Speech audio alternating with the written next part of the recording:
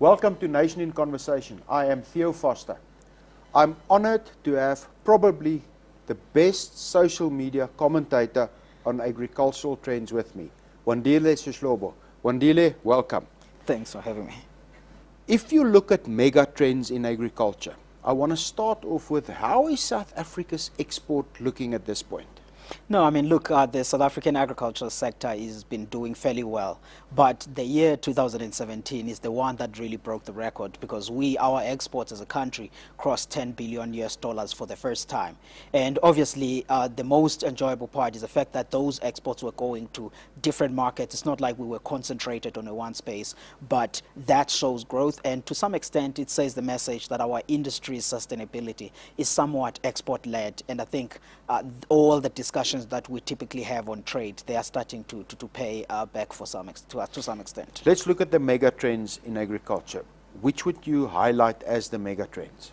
No, I mean, look, obviously you have a whole sort of stuff that is going on, but you have climate change being one of the mega trends, depending on what side of it you are looking at. Because if you are a farmer, you know that there is demand for food and you have to continuously produce, so you have to adjust and really work on a climate smart side. But if you are sitting on the other side, you're a technology developer, you look at this, you say, oh, if these farmers need to produce, what sort of support can I really bring to these farmers? Do I, as a scientist, try to breed better seeds for the farmers to be able to cope with this, or I'm a technology developer of some sort that can actually assist? So there's really challenges and opportunities on the climate side.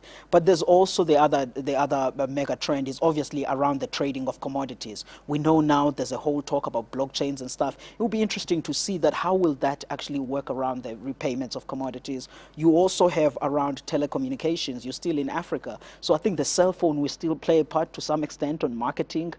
So there's a whole bunch of those, and obviously technology as a whole, there's a lot that can actually be done from the production side throughout the chain, and I think that there is room for growth there. But understanding again that we are operating in the African continent, I think infrastructure related stuff will still continue to be on top of the agendas as we consolidate and grow.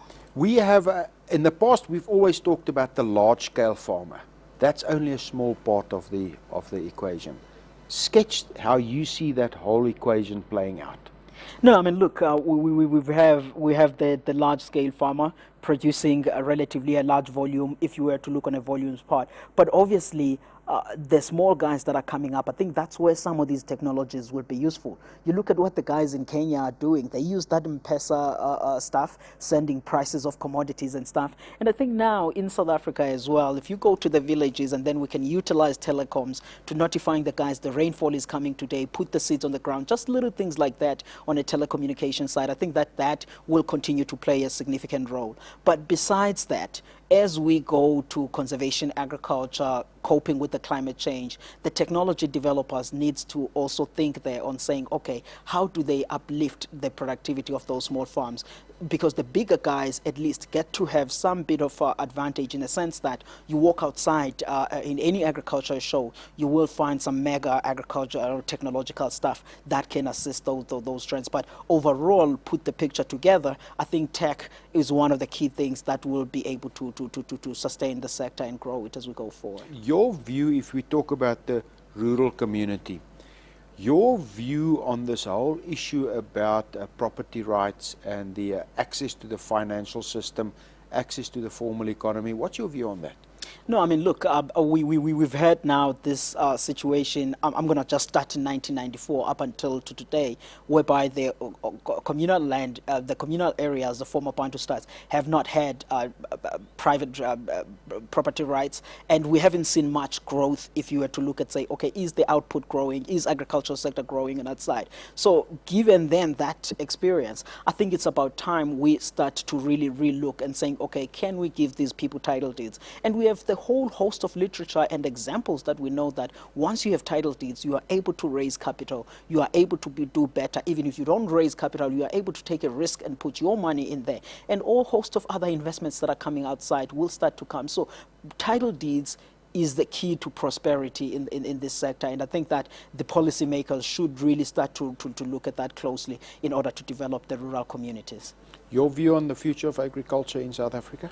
No, I mean, look, the future of agriculture in South Africa, I look at it with an optimistic eye. I think that now that we are talking about land reform, I can only hope that we will take a positive message, the one that I just explained, giving people title deeds, and try to move away from some of the other messages that we've been hearing a lot on the public space. If we can sort that out, on the export or driven side, we're already doing well on international markets, like we say. So the agricultural sector could partially grow. We get these technologies, we focus on the export side, we uplift the rural economy by giving property rights, level of investments could come in. The moment you have investments, you have growth. So I think we are in the right path. The only key thing that I think we should start to look closer in agriculture in South Africa is around about water, the issue of water rights in the space of climate change and stuff. And I think that is increasingly going to become part of the mainstream discussion.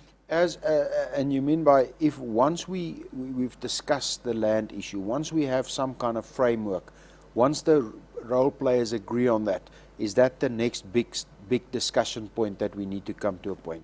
I think it should really come into now. I think it's urgent because we've seen situations where people get to have farms, but because they don't have water rights, you will see those farms idle when you drive around. But when you really start a conversation, say, why are these lands not being farmed? You find all of those nitty-gritty. So I think that the water rights issues should actually come on to the fore, and we carry all of this together. And I mean, look, on the policymaker side, or now that they've opened the land reform discussion, I think that they should be open on hearing what private sector says, what other private interest groups are saying, to really take all of that together, tie it up, and try to come up with a much more workable solution to the land reform side that will grow the sector, create jobs, absorb get investments, and then we grow. Thank you, Wandile. Again, if you want to follow the current trends on agriculture, you have to follow Wandile. From me, Theo Foster, have a good day.